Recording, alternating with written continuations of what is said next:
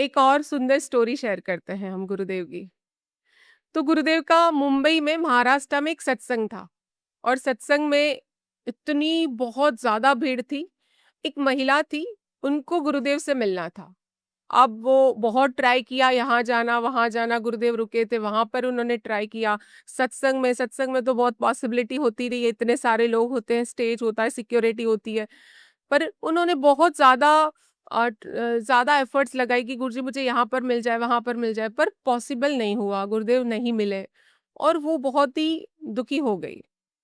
अब ऐसा हुआ कि ये सब बहुत टाइम पहले की बात है, जब गुरुदेव ट्रेन में भी ट्रैवल करते थे।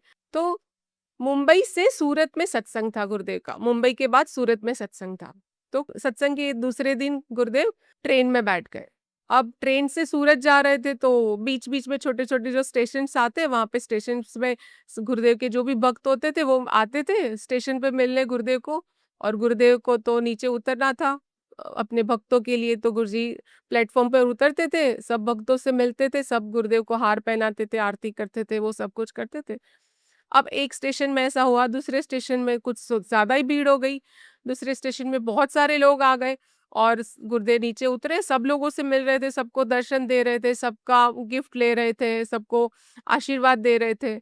अब ऐसा हुआ कि गुरुदेव और गुरुदेव के सेक्रेटरी थे, वो सबसे मिलते-मिलते अब ट्रेन तो चालू हो गई, ट्रेन शुरू हो गई। अब ट्रेन शुरू हो गई, अब क्या करे गुरुदेव का तो बोगी आगे निकल गई। अब गुरुदेव और उनके सेक्रेटरी दौड़ते-दौड़ते गए, पर तब तक तो वो आगे निकल गई।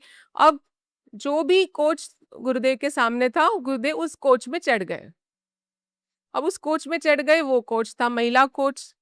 हाँ, महिला कोच में गुरुदेव चढ़ गए और उसके बाद जहाँ पर वो महिला जो गुरुदेव को मुंबई में इतने एफर्ट्स करने के बाद नहीं मिल पाई थी, वो उसी कोच में महिला कोच में बैठी थी।